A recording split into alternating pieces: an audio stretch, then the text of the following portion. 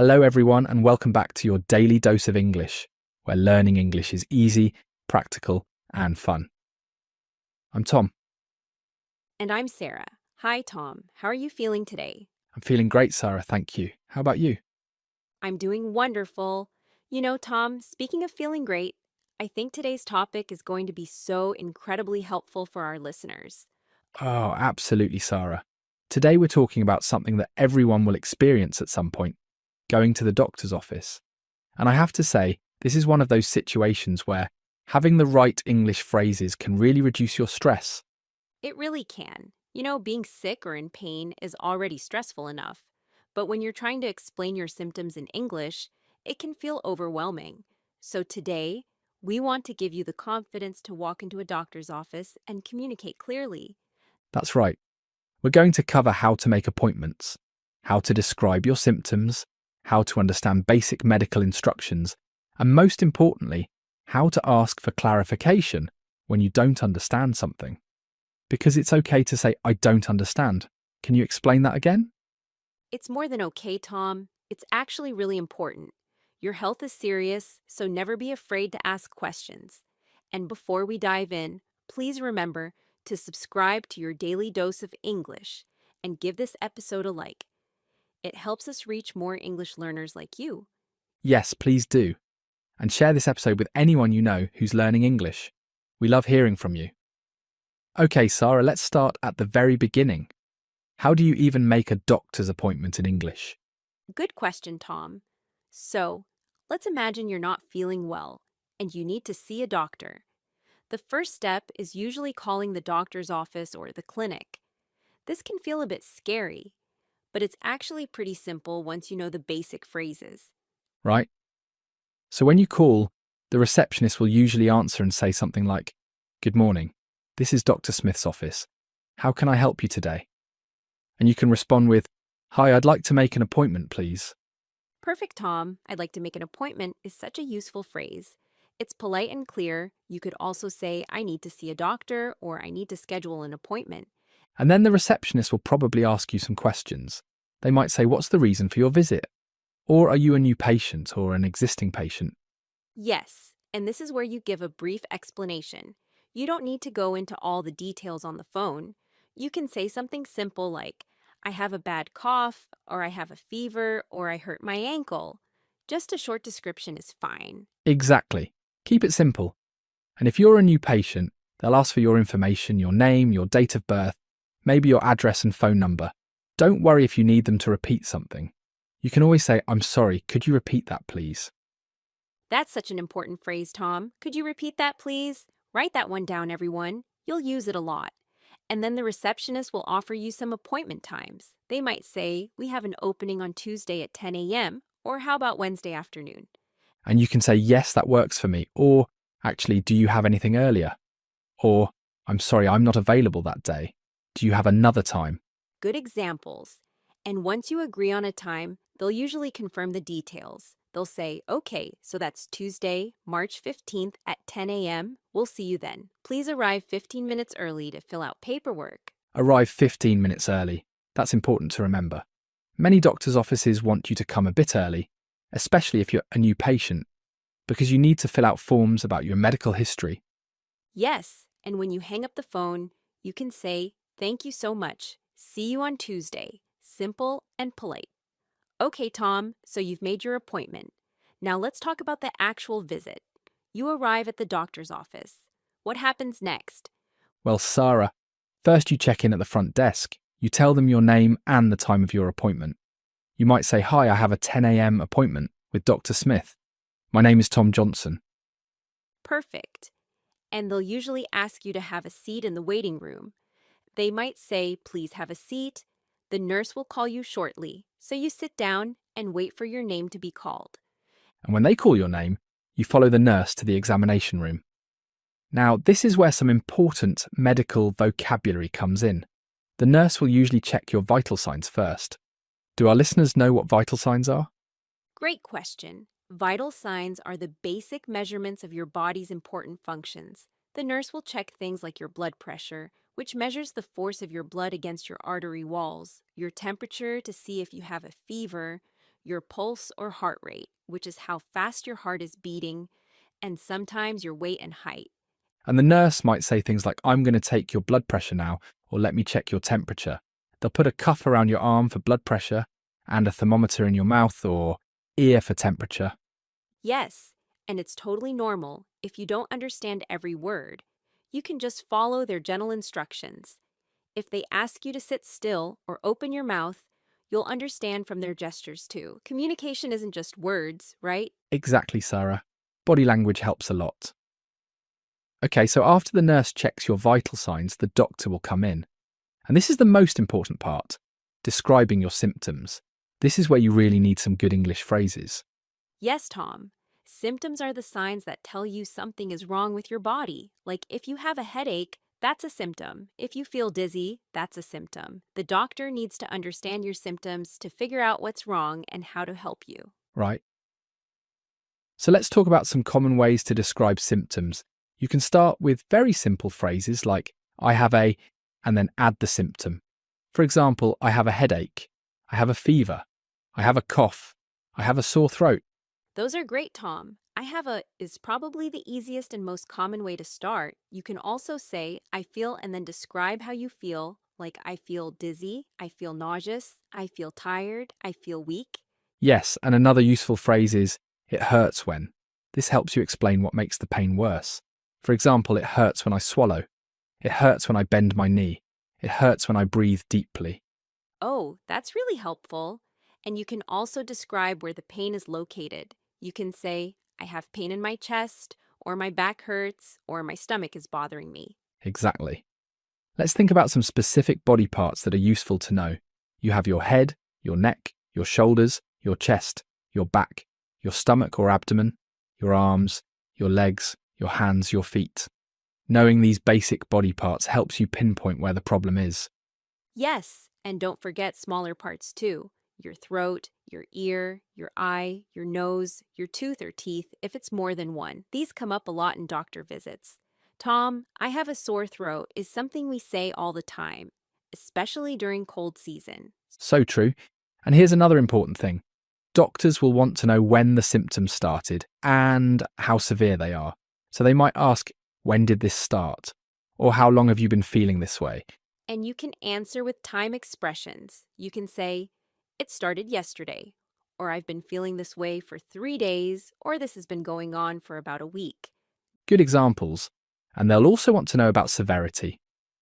So they might ask on a scale of 1 to 10, how bad is the pain?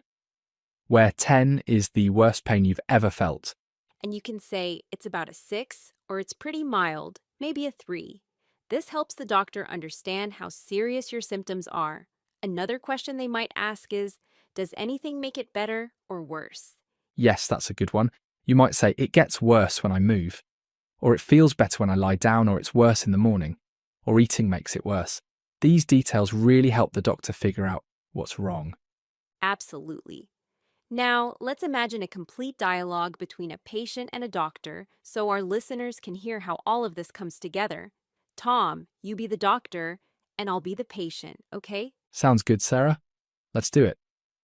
Good morning. I'm Dr. Wilson. Nice to meet you. What brings you in today? Good morning, doctor. Nice to meet you too. I haven't been feeling well for the past few days. I have a really bad headache, and I feel very tired. I see. Tell me more about the headache. Where exactly does it hurt? It's mostly here, in the front of my head, around my forehead, and sometimes it spreads to the sides, near my temples. Okay. When did the headache start? It started about 4 days ago. At first, it wasn't too bad, but it's been getting worse. And on a scale of 1 to 10, how would you rate the pain right now? Right now, I'd say it's about a 7. It's pretty painful. Does anything make it better or worse?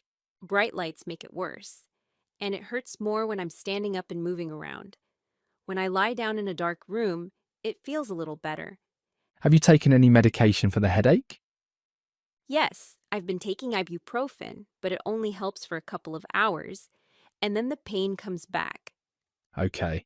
You also mentioned feeling very tired. Tell me about that. Yes, I just have no energy. Even when I sleep a full night, I wake up feeling exhausted. It's hard to concentrate at work. Do you have any other symptoms? Like fever, nausea, or body aches?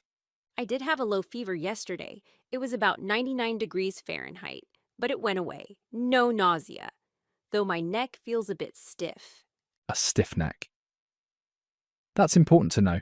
Can you touch your chin to your chest for me? It's a bit difficult. It feels tight and uncomfortable when I try to do that. Okay, thank you. Based on your symptoms, it sounds like you might have a viral infection, possibly a mild case of flu or a tension headache combined with fatigue. I'm going to examine you a bit more and then we'll discuss the treatment. Okay, thank you, doctor. And we're back. Great dialogue, Sarah. You did an excellent job describing your symptoms clearly. Thank you, Tom. It's interesting how many details the doctor asked for, right? They don't just want to know what hurts. They want to know when it started, where exactly it hurts, how bad it is, and what makes it better or worse. Exactly. Those details help them make an accurate diagnosis. And did you notice Sarah used some really helpful phrases? She said, "I haven't been feeling well for the past few days." That's a great opening sentence. It tells the doctor right away that this isn't a sudden emergency, but something that's been developing. Yes, and I also said, it's mostly here, pointing to my forehead. Combining words with gestures is really helpful, especially if you're not sure of the exact medical term for a body part. So true. And when the doctor asked about the pain level, you gave a number, 7 out of 10. This is a common way doctors measure pain. They call it a pain scale. 1 is almost no pain. 10 is unbearable pain. And I also mentioned that ibuprofen only helps for a couple of hours. That's the name of a common pain medication.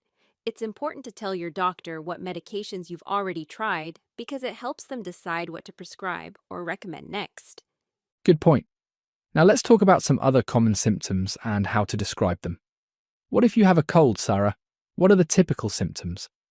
Well, with a cold, you might have a runny nose, which means liquid is coming out of your nose. You might have a stuffy nose or a blocked nose, which means you can't breathe through your nose easily. You'll probably have a cough and maybe a sore throat, which means your throat feels painful when you swallow. And you might sneeze a lot. Perfect descriptions. And what about the flu? How is that different from a cold? The flu usually has more severe symptoms. You'll have a high fever, which is a temperature above 100.4 degrees Fahrenheit or 38 degrees Celsius. You'll have body aches, which means your muscles hurt all over. You feel extremely tired and weak. You might have a headache and chills, which means you feel cold and shaky even though you might have a fever. And some people with the flu also have stomach problems, right? Yes, especially children. You might have nausea, which is the feeling that you want to vomit. Or you might actually vomit, which means to throw up. And you could have diarrhea, which is looser, watery bowel movements. These stomach symptoms are less common in adults with flu, but they can happen. Now let's talk about injuries. What if you hurt yourself? Like you twisted your ankle or cut your finger. How do you describe that? Good question. For a twisted ankle, you might say, I twisted my ankle or I sprained my ankle. You can describe it by saying, my ankle is swollen, which means it's bigger than normal, and it's bruised, which means it has a purple or blue mark from the injury. And of course, it hurts to walk. And what about cuts or wounds? For a cut, you can say, I cut my finger or I have a cut on my hand. If it's bleeding a lot, you say it's bleeding heavily or it won't stop bleeding. If it's a deep cut, you might need stitches, which are medical threads that close the wound. Yes, and burns are another common injury. If you touch something hot, you might say, I burn my hand. Burns have different degrees. A first-degree burn is mild and only affects the top layer of skin, like a sunburn. A second-degree burn causes blisters. A third-degree burn is very serious and damages deep layers of skin. These are all really important to know. Now, Tom, after you describe your symptoms and the doctor examines you, they'll give you a diagnosis. That's their conclusion about what's wrong, and then they'll discuss treatment, which is how to make you feel better. Let's talk about common treatments and medical instructions. Great idea. So the doctor might say several things. They might say you need to rest. That means stay home, don't go to work or school, and let your body recover. They might say drink plenty of fluids. That means drink lots of water, juice, or tea to stay hydrated. They might also say, take this medication 3 times a day. When they say 3 times a day, they mean morning, afternoon, and evening, usually with meals. And they'll specify, take it with food or take it on an empty stomach, which means before you eat. And sometimes they'll prescribe medication. A prescription is a written order for medication that you take to a pharmacy. The doctor might say, I'm going to write you a prescription for antibiotics. Antibiotics are medicines that fight bacterial infections. Common medications you might hear about include antibiotics for bacterial infections, pain relievers like ibuprofen or acetaminophen for pain and fever, cough syrup for coughs, and decongestants for stuffy noses. Oh, and if you have allergies, they might prescribe antihistamines. Those are great to know. And sometimes the doctor will give you specific instructions. They might say, apply ice to the swollen area for 20 minutes every hour. Or they might say, keep the wound clean and dry. Or use this cream twice a day. And here's a really important one. Doctors often say, if your symptoms don't improve in 3 days, come back and see me. Or, if your symptoms get worse, go to the emergency room immediately. These are important follow-up instructions. Yes, and this brings us to a crucial point, Sarah. What if you don't understand what the doctor is saying? Medical English can be complicated. Doctors sometimes use technical terms. And when you're not feeling well, it's even harder to concentrate. So what should you do? You asked for clarification, Tom, and there's absolutely no shame in that. Your health is too important to pretend you understand when you don't. There are some very useful phrases for this. Exactly. You can say, I'm sorry, I didn't understand that. Could you explain it again? Or you can say, I'm sorry, could you say that more slowly? Or could you repeat that, please? Another good one is, what does that word mean? If the doctor uses a medical term you don't know, just ask. They should be happy to explain. You can also say, can you write that down for me? This is especially helpful for medication names or instructions. Yes, and you can ask specific questions too. Like, how many times a day should I take this? Or how long do I need to take this medication? Or, are there any side effects I should know about? Side effects are unwanted symptoms that a medication can cause. Good examples, and don't be afraid to ask, when should I start feeling better? Or when can I go back to work? Or do I need to come back for a follow-up appointment? These are all normal, important questions. Absolutely. A follow-up appointment is when you see the doctor again to check if the treatment is working. Sometimes doctors will schedule this automatically, and sometimes you need to call if your symptoms don't improve. Now let's practice another short dialogue. This time, I'll be the patient asking for clarification. Sarah, you be the doctor giving instructions. Okay, sounds good. So you need to take this antibiotic twice a day for 7 days. Take 1 pill in the morning and 1 pill in the evening, both with food. It's very important to finish all the pills, even if you start feeling better before the 7 days are up. I'm sorry, doctor. Could you repeat that part about taking it with food? Does that mean I have to eat a full meal, or can I just have a snack? Good question. You don't need a full meal. Even a small snack like a piece of toast or some crackers is fine. The important thing is to have something in your stomach, so the medication doesn't upset your stomach. Okay, I understand. And you said 7 days. What if I start feeling better after 4 days? Can I stop taking it? No, it's very important to take all the pills for the full 7 days. If you stop early, the infection might come back, and it could be harder to treat the next time. So even if you feel better, keep taking the medication until you finish all of it. Got it. And one more question. Are there any side effects I should watch out for? Yes, some people experience mild nausea or diarrhea with this antibiotic. If that happens, it's usually not serious. But if you develop a rash, severe stomach pain, or difficulty breathing, stop taking it and call me immediately. Thank you, doctor. Can you write down the name of the medication for me? I want to make sure I get the right one at the pharmacy. Of course. Here you go. It's written on this prescription. Just take this to any pharmacy, and they'll give you the medication. Perfect. Thank you so much for explaining everything clearly. And scene. Excellent, Tom. You asked all the right questions. You asked for clarification. You asked about details. And you asked about side effects. That's exactly what you should do. Thank you, Sarah. And did you notice I used phrases like, could you repeat that part about, and what if I start feeling better? These are really natural ways to ask for more information without sounding rude or unsure. Yes, and I also like how you asked, can you write down the name of the medication? That's so practical. Medication names can be really difficult to remember or spell, so having it written down helps a lot. Absolutely. Now let's talk about the pharmacy, because after you see the doctor, you'll often need to get medication. At the pharmacy, you give the pharmacist your prescription and they'll prepare your medication. This is called filling a prescription. And when you pick up your medication, the pharmacist will usually give you instructions. They might say things we already discussed, like take 1 tablet twice a day with food. They'll also tell you about side effects and answer any questions you have. You can ask the pharmacist questions too. Questions like, how should I store this medication? Some medications need to be kept in the refrigerator. Or you can ask, can I take this with other medications I'm already taking? This is important because some medications don't mix well together. Great point. And if you have insurance, the pharmacist will also tell you how much the medication costs. You might ask, how much is my copay? Or is this covered by my insurance? Yes, medical costs can be confusing, especially if you're new to a country. A copay is the amount you pay, and your insurance pays the rest. If you don't have insurance, the medication might be more expensive. But you can ask, do you have a generic version? Generic medications are usually cheaper, but work the same way as brand name medications. That's helpful to know. Okay, Sarah, before we wrap up, let's do a quick review of all the essential vocabulary and phrases we've covered today. This has been a lot of information, so let's make sure our listeners have the key takeaways. Great idea. So first, for making an appointment, remember these phrases. I'd like to make an appointment. I need to see a doctor. The reason for my visit is I have a cough or fever or pain. And when they give you a time, you can say, that works for me. Or do you have another time available? Perfect. And at the doctor's office, you'll hear, have a seat in the waiting room.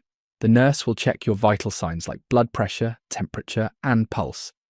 And when the doctor asks what's wrong, you describe your symptoms. Yes, use phrases like, I have a headache. I feel dizzy. It hurts when I swallow. I have pain in my chest.